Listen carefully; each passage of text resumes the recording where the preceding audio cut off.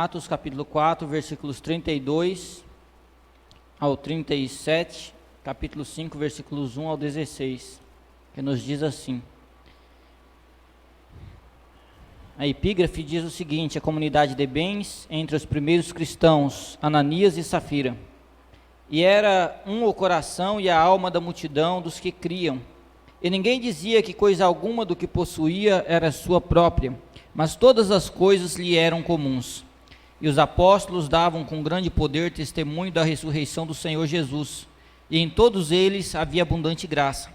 Não havia, pois, entre eles necessitado algum, porque todos os que possuíam herdades ou casas, vendendo-as, traziam o preço do que fora vendido e o depositavam aos pés dos apóstolos.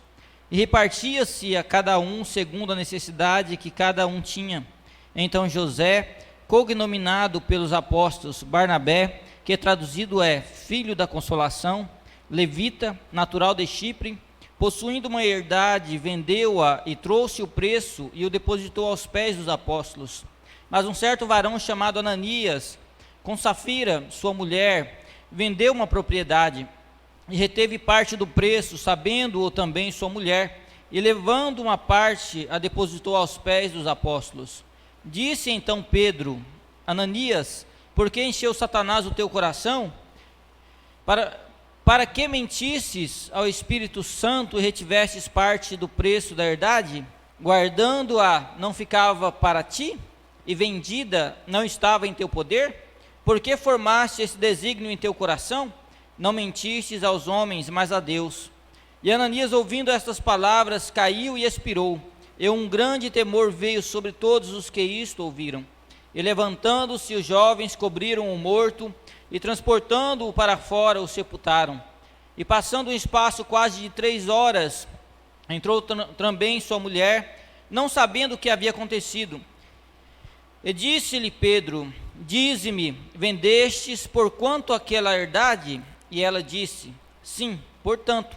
Então Pedro lhe disse: por que é que entre vós vos concertastes para tentar o Espírito do Senhor?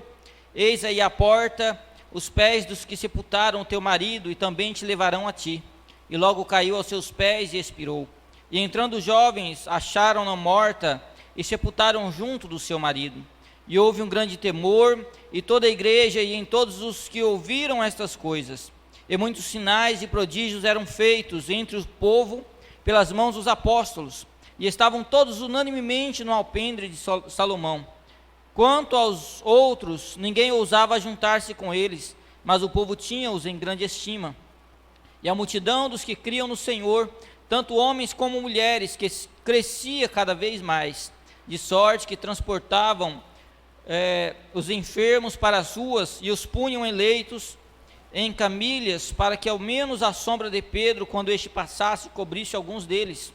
E até das cidades circunvizinhas concorria muita gente a Jerusalém, conduzindo enfermos e atormentados de espíritos imundos, os quais todos eram curados.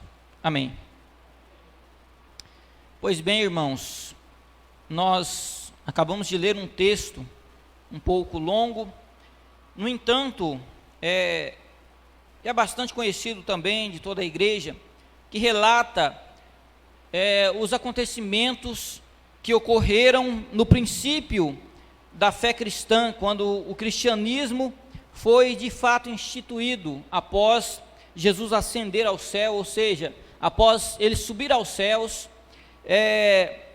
Então ele ordenou aos seus discípulos que os seus discípulos partissem por todo o mundo para pregar o evangelho, e todos quanto crescem, que fossem batizados em nome do Pai, do Filho e do Espírito Santo.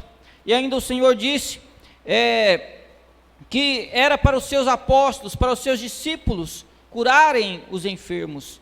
E os milagres, a Bíblia diz que os milagres seguiram os apóstolos, que enquanto eles pregavam a palavra de Deus, o Senhor seguia confirmando a sua própria palavra por meio dos milagres. Isso é visto em toda a Bíblia Sagrada, nos Evangelhos, bem como também no livro de Atos dos Apóstolos, e Paulo também em suas cartas, ele comenta sobre os dons espirituais, sobre os milagres que o Senhor operava por meio da sua palavra, para confirmar a sua palavra, para que as pessoas crescem melhor, ou crescem mais no poder salvífico da pessoa de Jesus. E no texto que nós lemos, no versículo 32, já começa dizendo que o coração e a alma da multidão dos que criam eram eles estavam unidos, todos estavam unidos em oração, bem como também atentos às necessidades uns dos outros. No texto que nós lemos, nós vemos testemunho de irmãos, nossos irmãos na fé, os primeiros irmãos na fé que nós tivemos, os nossos pais na fé. Nós vemos que eles repartiam, que eles vendiam as suas propriedades, vendiam seus bens de livre e espontânea vontade e davam para os pobres. Eles não faziam isso constrangidos por um pedido de alguém, mas sim faziam de coração inteiro, de coração alegre e feliz. Eles contribuíam com a obra de Deus, com o coração aberto e não com o coração fechado, ou simplesmente porque viam alguém contribuindo com a obra de Deus. No entanto, nesse mesmo texto, nós encontramos um casal que já pensava, como muitos cristãos de hoje em dia pensam: o fulano de tal está doando algo para a obra de Deus, o fulano de tal está contribuindo para a obra de Deus, eu também vou dar alguma coisa para a obra de Deus, eu também vou contribuir com alguma coisa. No entanto, a contribuição que Ananias e Safira deu para o Senhor não foi bem recebida pelo Senhor, porque eles intentaram algo no coração e tentaram mentir para a pessoa do Espírito Santo. Eles tentaram esconder parte da sua propriedade, parte da venda, do dinheiro arrecadado da venda da sua propriedade, para que eles se passassem por bons na presença dos demais. No entanto, o homem de Deus chamado Pedro notou, por meio da pessoa do Espírito Santo, que eles estavam mentindo, e então o Senhor, através de Pedro, não digo que foi apenas Pedro que falou aquilo, mas foi o Senhor que, usando a boca de Pedro, disse: olha, vocês não mentiram para o homem, vocês mentiram para o Espírito de Deus. E na mesma hora, Ananias caiu morto, e a Bíblia diz que veio grande temor por cima daquelas pessoas, por cima da multidão que estava naquele local. Da mesma forma, Safira, sua esposa, mentiu diante da presença do Senhor e também expirou e foi sepultada do lado do seu marido. E veja só, o versículo 33 nos diz o seguinte: que os apóstolos davam com grande poder testemunho da ressurreição do Senhor Jesus, e em todos eles havia abundante graça. Hoje, em nossos dias, nós estamos vivendo dias difíceis, como disse Paulo aos Tessalonicenses, se não me foge a memória. Estamos vivendo dias difíceis, em que os homens são mais amantes de si mesmos do que amigos de Deus. Nós já não vemos mais tantos milagres como víamos no passado, nós já não vivemos mais tantos milagres como vivíamos no passado. Vamos voltar à década de 80, à década de 70, à década de 90, mesmo nos anos 2000, quando a igreja ainda estava buscando com mais intensidade a presença de Deus. Era visto no meio do povo de Deus mais milagres, batismo com o Espírito Santo, víamos mais profecias, víamos mais operação dos dons espirituais no meio da igreja. Hoje, no entanto, eu não digo, eu sou parte dessa igreja, eu digo, nós estamos falhos diante de Deus em não buscar a sua presença com mais intensidade, em não buscar a sua presença com mais integridade, com mais inteireza de coração. Às vezes falta em nós a sinceridade que é dita de um cristão, às vezes falta em nós o temor que é devido a um cristão. às vezes falta em nós a dedicação que um cristão deve ter para com Deus, para com a sua obra, para com a leitura da Bíblia, estudo da Bíblia, para com jejum e oração. Falta em nós, falta em muitos de nós essa dedicação de estar na presença do Senhor, por mais vezes buscando intensamente a sua presença. Os apóstolos testemunhavam de Jesus com poder e ousadia, e com grande graça, com abundante graça, transbordava a graça de Deus na vida daqueles homens, na vida daquelas mulheres, transbordava o poder de Deus na vida daquelas pessoas. O mesmo Deus que agiu naquele tempo também age nos nossos dias.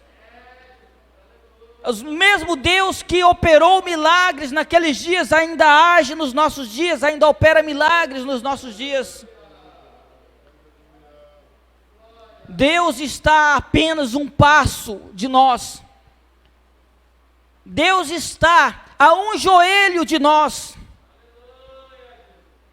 Deus está a uma oração, a um coração contrito e quebrantado de nós. Deus está a um glória de nós. Pois bem, o coração daquela multidão era um, e todos que ali estavam se atentavam para as necessidades de uns para com os outros.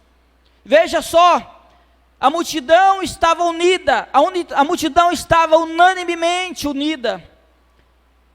Jesus, quando enviou o Espírito Santo, quando o povo foi cheio do Espírito Santo a primeira vez no cenáculo reunidos, estavam mais de uma centena de pessoas reunidos dentro de um templo, buscando a presença de Deus por cerca de 10 dias.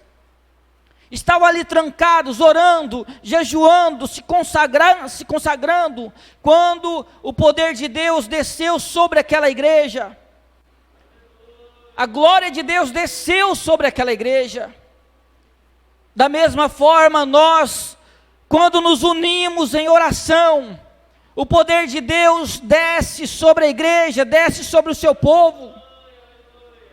Eu sou testemunha, eu já vi o poder de Deus se manifestando de uma forma incrível, muito gloriosa, no meio da juventude em Alta Floresta. Quando eles se juntaram, se uniram para buscar a presença de Deus, Jesus batizou muitos jovens com o Espírito Santo. Jesus começou a usar jovens.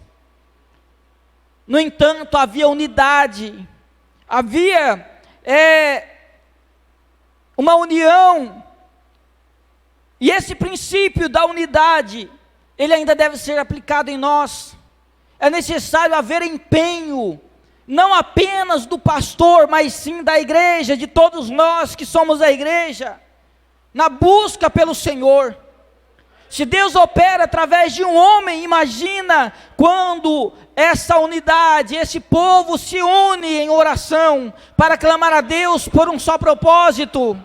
Deus vai operar muito mais, Deus vai operar maravilhas e milagres, de uma forma extraordinária. No entanto, é necessário haver unidade. Veja só, até mesmo Ananias e Zafira morreram no mesmo dia, porque eles tiveram unidade. Eles mentiram juntos e morreram juntos. Ninguém deu glória a Deus agora, mas é uma verdade. Na obra de Deus, quando nós nos unimos por um propósito, parece que Deus se agrada disso. Oh, quão bom e quão suave é que os irmãos vivam em união. O poder de Deus se manifesta melhor no nosso meio. A glória de Deus se manifesta de uma forma sobrenatural no nosso meio. No entanto, é necessário viver nessa união. Veja só, aqui diz que os discípulos, ou que a igreja primitiva, vendia os seus bens e levavam o dinheiro arrecadado, deixavam aos pés dos apóstolos.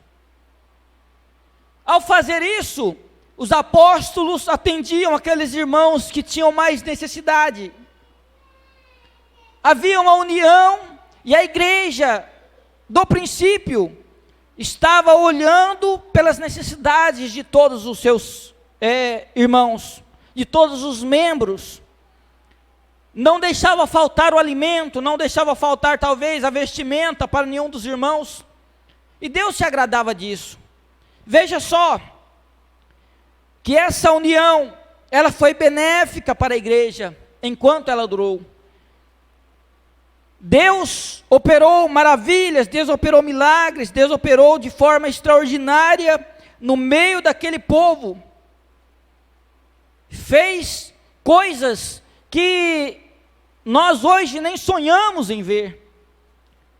Os discípulos, ao verem as necessidades, eles levavam para os irmãos o alimento, levavam a vestimenta, talvez levavam até mesmo água, levavam grãos, para que os irmãos não passassem fome. No entanto, a igreja atual, eu digo a nível mundial, poucas congregações ainda mantêm a chama da compaixão viva.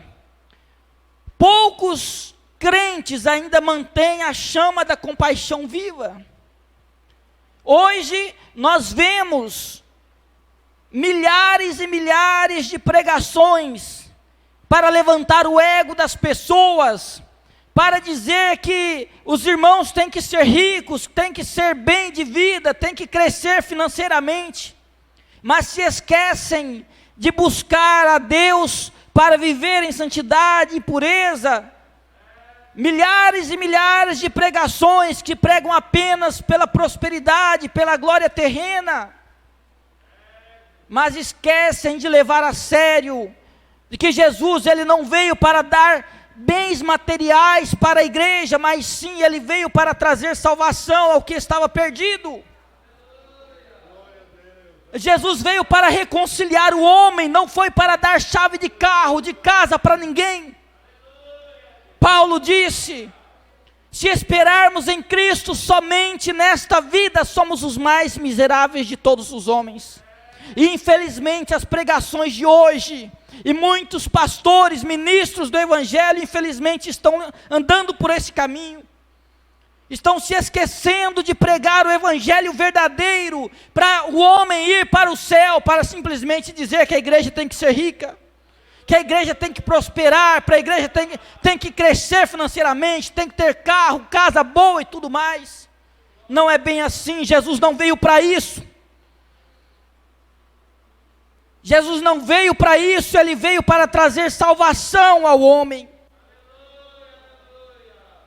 Infelizmente essas pregações estão levando o povo a perder a unidade, está levando o povo a se separar dentro da igreja. Aqui fica o rico, aqui fica o pobre, aqui fica o diplomado, aqui fica aquele que tem um cargo público muito bom, um juiz, um deputado, um senador, um vereador.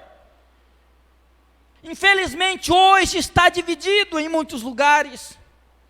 A igreja, dentro da casa de Deus, não existe juiz, não existe vereador, não existe prefeito, não existe nada. Aqui dentro existe crente, aqui dentro existe servo de Deus, aqui dentro existe homem de Deus.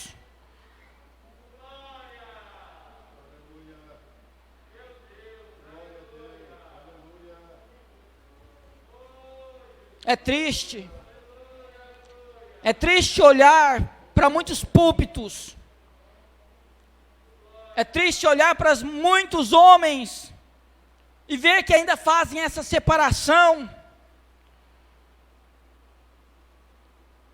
separam a igreja dão atenção àquele que é bem de vida, visitam o que é bem de vida, e se esquecem daquele que é pobre, daquele que não tem nada. Mas lembre-se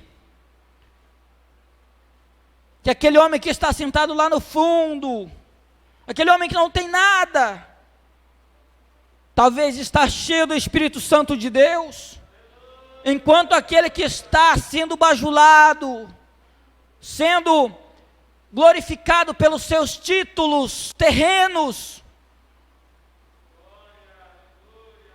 não tem nada com Deus.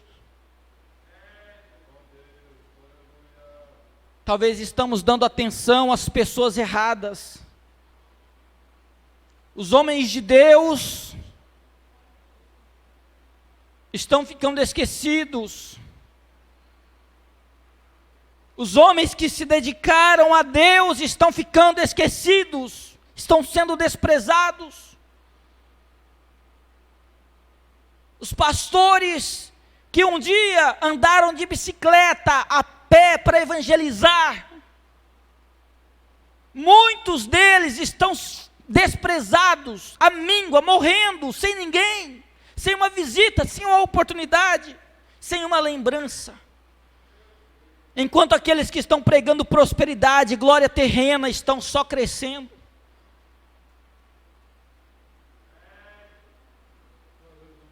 Irmãos, isso existe. Infelizmente isso existe. E nós devemos voltar às origens do verdadeiro evangelho. E não engolir qualquer coisa, como dizia sempre o pastor Silvonei.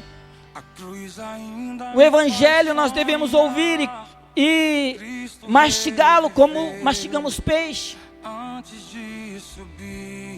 Devemos separar o espinho, jogar o espinho fora e segurar apenas aquilo que nós aprendemos e viver isso.